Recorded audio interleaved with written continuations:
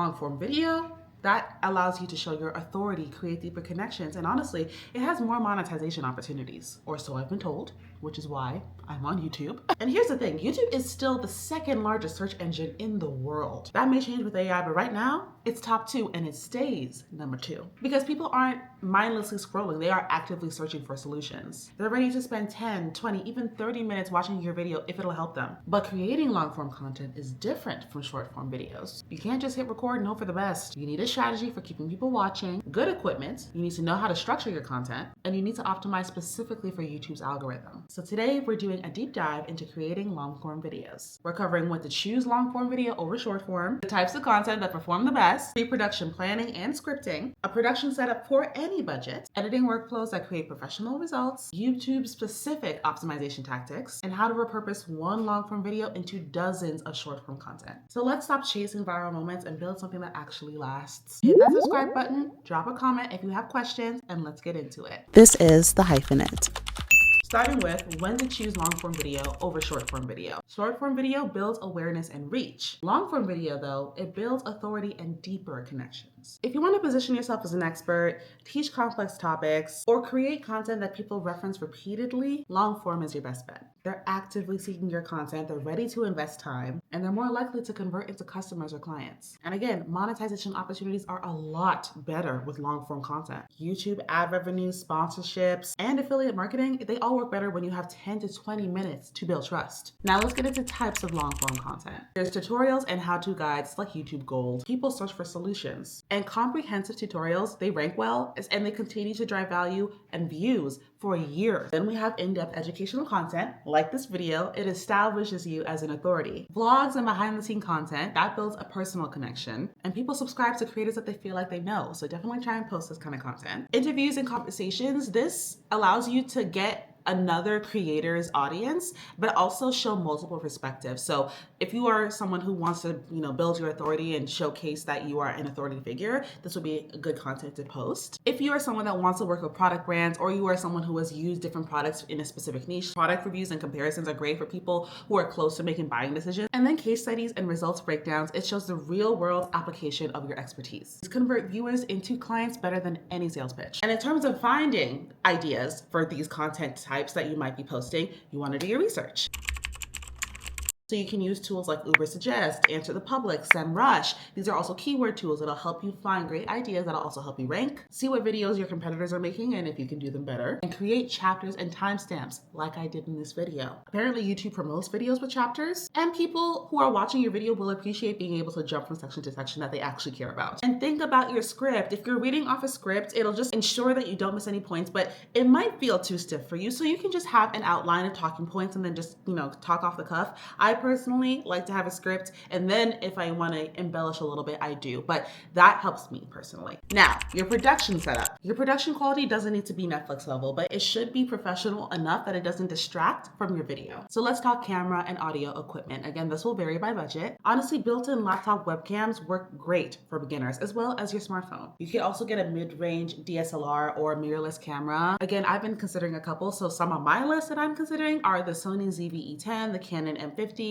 and I have the DJI Osmo Pocket 3, which is what I'm currently recording on. But then you can also get a high-end camera, like something from the Sony A7 series or the Canon R series. They're big investments, but if you really want to take your content seriously, it's worth considering. And I've mentioned this before, audio quality matters more than video quality. You need a good microphone. You can use a clip-on microphone. I have my DJI mic transmitter that can clip on, and it has like a little fluffy thing on top that helps with sound quality. You could also use a USB microphone like the Blue Yeti one, which I also have. I use it for auditions for audio content, and it works like a dream. Or the Audio Technica AT2020. I've also heard good things about that one. In terms of editing the audio, you can use any kind of software that you prefer. Again, I use CapCut on desktop. You could also use Premiere Pro if that works for you.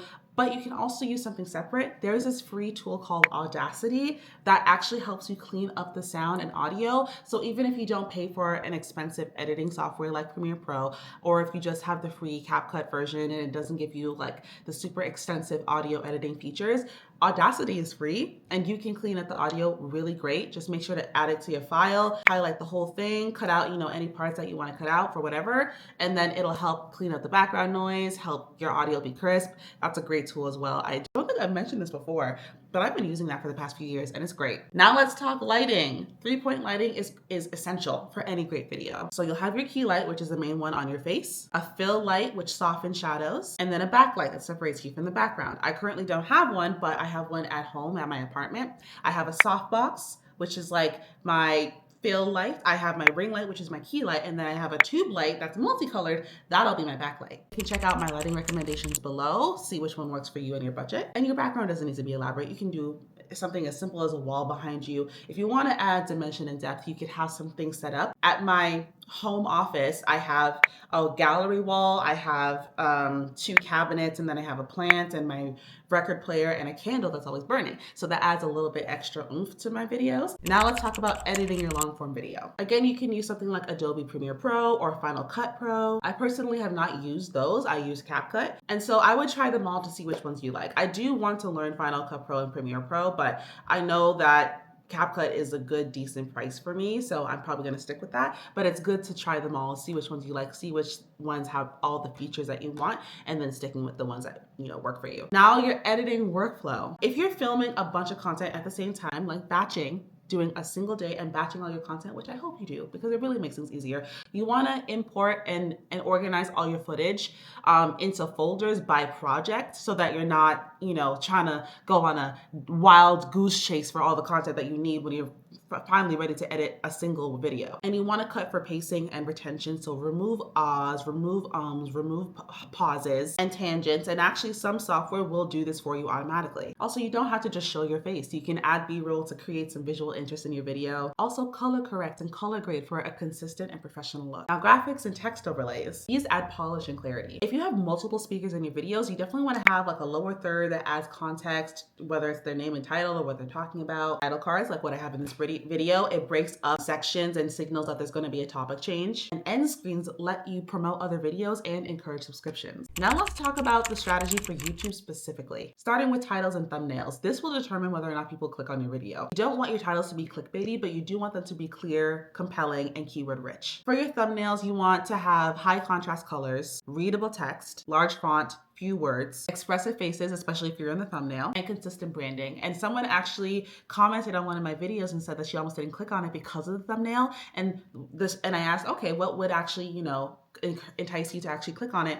And what she suggested is what I had first tried. And I was just trying out different things. I'm like, okay, this is great insight. I'll go back to what I was originally doing before. But also on YouTube, you can actually A/B test different titles and thumbnails. You can test 3. So I've been doing that, and then it shows the highest performing one on your main profile when the A/B test has finished running. Now, descriptions and tags. This helps YouTube understand and recommend your content to the right people. So you want to write detailed descriptions with primary keywords in the first 1 to 2 sentences. In terms of what you should include, you want timestamps, relevant links, social media handles, maybe a bio about what your YouTube channel is about, and link to other relevant videos on your YouTube channel. Now, engagement tactics. These are what boost your video in the algorithm. So if someone asks a question, you want to pin that comment because hopefully it'll encourage responses. You want to respond to comments quickly, especially in the first hour after posting, because this signals to YouTube that your video is sparking conversation. You want to design end screens that promote your best videos and encourage subscriptions, and create playlists that group all your related videos for binge watching. And then analytics and optimization. This guides your content strategy. You want to figure out, okay, where are people dropping off in the video? And then improve those sections. What's your click-through rate? This will show if your title and your thumbnail is working. And what's the average view duration, which will matter more than total views. And traffic sources. This will reveal how people find you. Use this data to create more of what works and fix what doesn't. Okay, last thing, repurposing your long-form content. Again, one YouTube video could be endless forms of content. It could be like 3 blog posts. It could be 6 Instagram reels, 6 TikToks, 10 YouTube shorts. You could do 3 Instagram carousels. You could do 4 static posts. The opportunities are endless. And it allows you to multiply your reach without creating new content from scratch. And listen, I know long form isn't easy. It requires more investment in your time, in your equipment. It takes longer than short form content, I know. But for creators and business owners who want to build lasting authority, create sustainable income streams, and create deep connections with their audience, it is worth the effort. And the beauty of long form content is its longevity. A well-optimized YouTube video can help you drive more views. It can help you build your email list and keep bringing in revenue for years after you post it. So choose one topic, that's something that you're genuinely knowledgeable about, outline it thoroughly with the resources and budget you have, try and create the best production setup, and focus on delivering genuine value for your target audience. Your first video won't be perfect. Mine wasn't, and that's completely normal. Every successful YouTuber that you follow, that you know, started with that one awkward video that makes them cringe now, but they kept going. And that's why they're the amazing powerhouse that they are. They analyzed what worked, improved what didn't, and stayed consistent even when growth felt slow. So stop waiting for the perfect moment, the perfect equipment, or the perfect idea. Start creating, start learning, and start building the authority and audience that only long form content can provide. If you like this video, make sure to hit that like button, comment below something interesting that you learned or any questions that you have. I'll make sure to respond with either a comment or a video, and subscribe so you don't miss any future videos about content creation, copywriting, being a business owner, and someone who is just trying to be creative in this expensive ass world. And I'll see you in the next one. Bye. Outline it like crazy. View duration. Not a lot. As an expert. What are you doing? Okay, don't know what you're doing, but I need you to calm down.